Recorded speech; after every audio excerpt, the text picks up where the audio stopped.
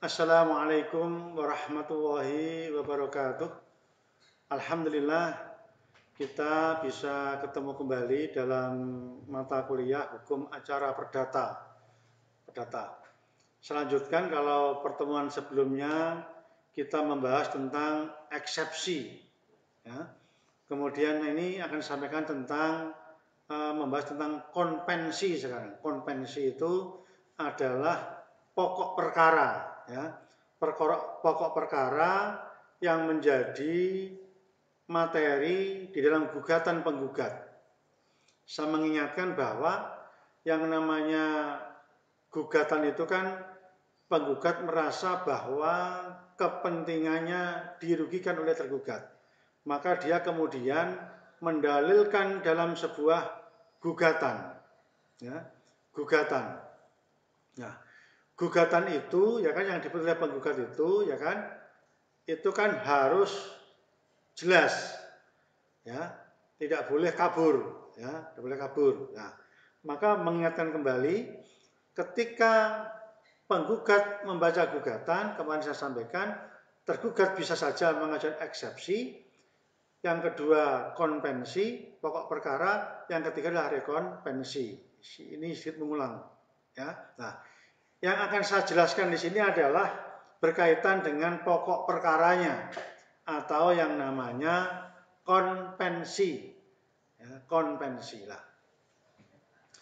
Ketika penggugat punya gugatan, kita bisa saja tidak mengajukan eksepsi. Ya, bisa saja, ya. Meskipun kita juga bisa mengajukan eksepsi, ya. Kalau eksepsi sudah pernah kita bahas sebelumnya, yang akan saya bahas sekarang ini adalah tentang pokok perkaranya, materinya, ya. Yang perlu dicermati oleh pihak pihak tergugat itu harus mencermati apakah gugatan penggugat itu adalah berkaitan dengan perbuatan melawan hukum, gugatan kewarisan, gugatan tentang wan prestasi, ya. Karena tidak boleh digabung antara perbuatan melawan hukum dengan wan prestasi. Maka dia akan bisa menjawab, ya, namanya jawaban pertama namanya. Jawaban pertama. Apa yang dilakukan di dalam menjawab gugatan itu kita tergugat harus cermat di dalam membaca gugatan penggugat.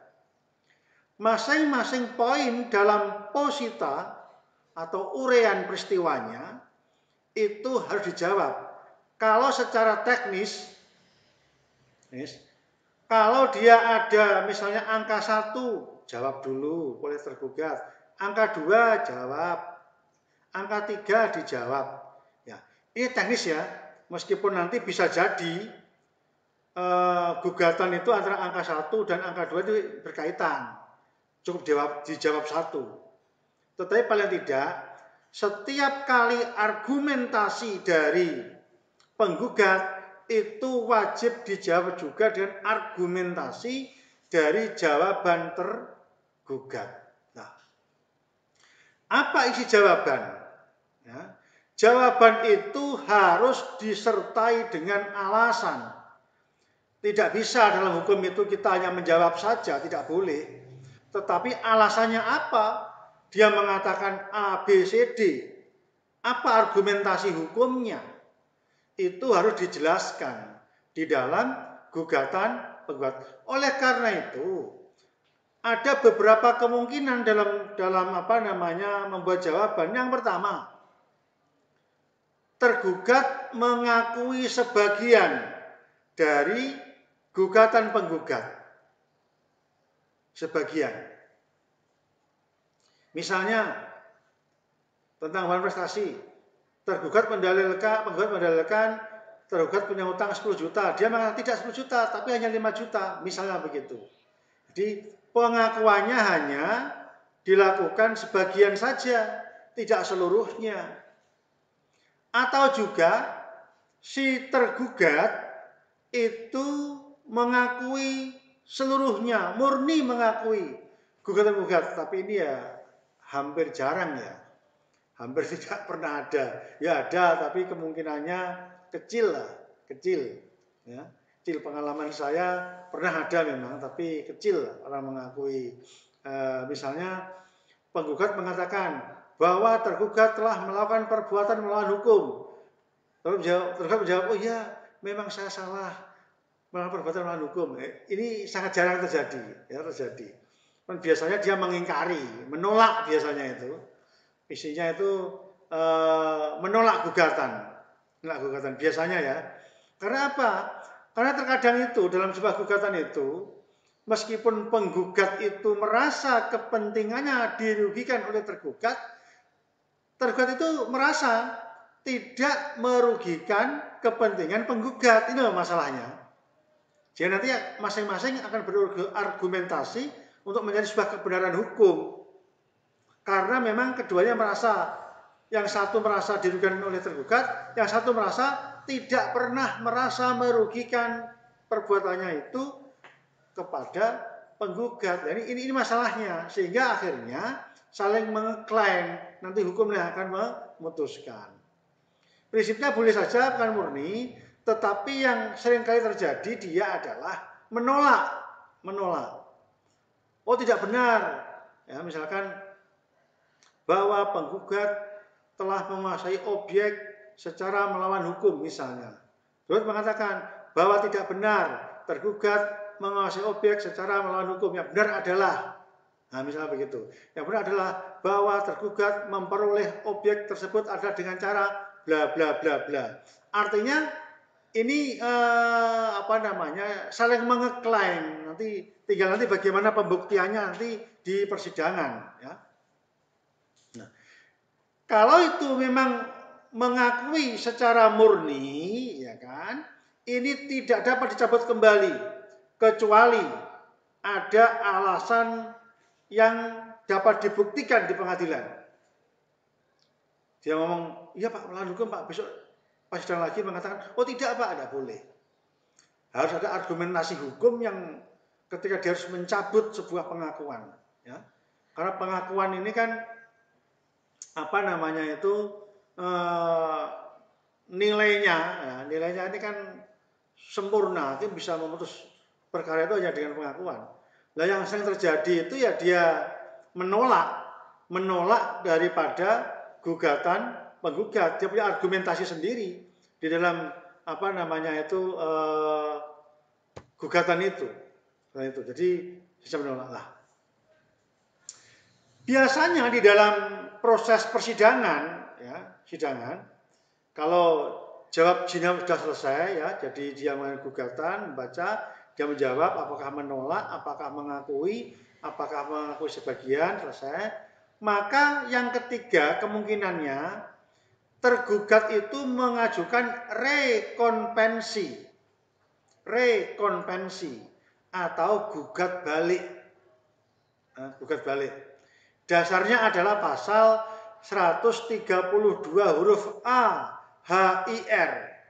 Ya. Apa itu gugat balik? Yaitu tergugat mengajukan gugatan kembali terhadap materi yang diajukan oleh penggugat. Ya, nah. Biasanya bersifat bantahan biasanya itu, eksepsional biasanya itu, membantah. Contoh, misalnya penggugat menggugat tergugat, ya, tentang perbuatan melawan hukum, tentang tanah dan sebagainya. Kemudian dia gugat balik, objeknya sama, ya, misalnya justru yang melawan hukum adalah pihak, misalnya penggugat, dan nuntut gugatan balik untuk memberikan ganti kerugian, untuk mengganti dan sebagainya, ya kan? Itu dia bisa mengajukan seperti itu, ya. Nah, mengapa ada gugatan balik ini, ya? Tujuannya adalah dalam rangka untuk menegakkan asas peradilan yang sederhana, murah, biaya ringan, waktunya singkat. Ya, ini secara teori seperti itu, ya. Jadi kalau nanti dia harus menggugat kembali, gugatan baru, harus bayar baru, ini kan harus biaya yang sangat mahal, double biayanya. Nah, karena gugatan ini gugat balik dalam satu perkara, majelisnya sama, ya kan, majelisnya sama, ya dia tidak membayar biaya perkara, tidak bayar uang panjer maksud saya, sorry, uang panjer tidak kena bayar itu, ya. Ya. Sekarang pertanyaannya adalah apa syarat daripada gugat balik? Nah, ada syarat yang harus dipenuhi ya, dipenuhi dalam apa namanya gugat balik itu. Nah, yang pertama itu harus ada hubungan antara konvensi dan rekonvensi. Ya. Ada hubungannya, ada kaitannya.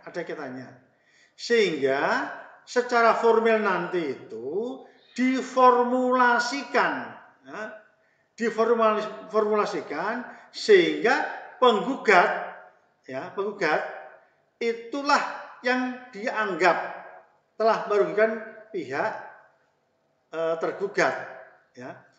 Oleh karena itu yang dapat ditarik sebagai pihak di dalam gugatan balik ini adalah pihak penggugat.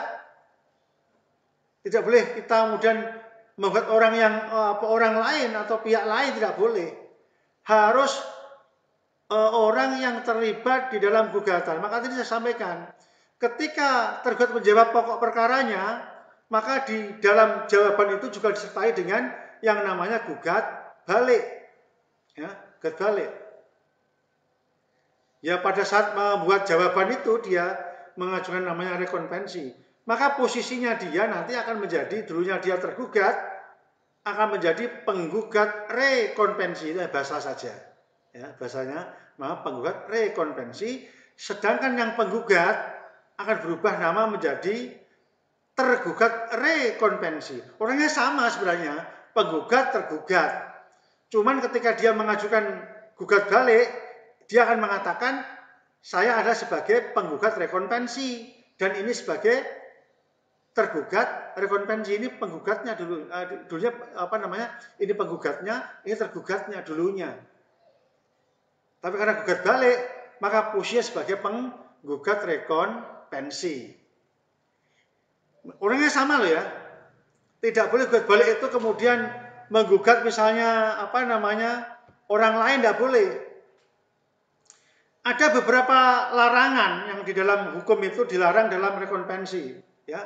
Satu, larangan terhadap orang yang tidak bertindak ya, berdasarkan kualitas. Tidak boleh. Misalnya, ya, dia apa namanya penggugat tergugat, gugat balik, oh gugat pengacaranya dulu pernah hutang saya, tidak boleh begitu. Misalnya saja ya, atau kuasanya misalnya, tidak pengacara kuasa misalnya, tidak boleh. Kenapa? Karena pengacara atau kuasa hukum tadi itu bertindak atas kualitasnya sebagai mewakili penggugat. Tidak kepentingan pribadinya, tetapi kepentingan daripada penggugat. Sehingga tergugat tidak boleh kemudian dia merasa itu pengacaranya lawan dia, tidak bisa begitu. Karena dia mewakili kepentingan daripada si pihak penggugat. Itu larangan yang pertama. Yang kedua, diajukan di luar yurisdiksi peradilan. Tidak boleh, dilarang juga itu. Misalnya gugatannya di Pengadilan Negeri Kudus. Pihak gugat balik mengajukan gugatan di Pengadilan Negeri Blora. Tidak boleh. Tidak boleh, karena itu nanti di luar yurisdiksi hukum dari kepentingan pihak para pihak itu. Ya. Larangan juga terhadap misalnya rekonvensi terhadap eksekusi, tidak boleh. Eksekusi tidak dapat dilakukan rekonvensi. Ya. Eksekusi yang mau dieksekusi oleh hukum, rekonvensi Pak Hakim, ini saya buat balik terhadap karena mau dieksekusi, menolak karena alasan, nah beda lagi. Itu ada upaya hukum, ya, namanya forced eksekusi. Ya, namanya bukan gugat balik. Ya. Kemudian tidak boleh juga yang namanya gugat balik itu nanti diajukan pada saat mengajukan banding. Terus proses banding dia punya gugatan, namanya terlambat atau tardif, ya, terlambat. Nah, Bagaimana proses pemeriksaan perkaranya? Itu bisa dipisah. Hakim akan memeriksa pokok perkaranya dulu, baru kemudian rekonvensinya, tetapi bisa jadi hakim nanti memeriksa bersama-sama pokok perkara bersama dengan rekonvensi. Jadi dua-duanya itu diperiksa ya, diperiksa bersama dengan putusan yang satu majelis. Ya saya kira demikian proses pemeriksaan perkara di pengadilan tentang rekonvensi ya. Saya akhiri, wassalamualaikum warahmatullahi wabarakatuh.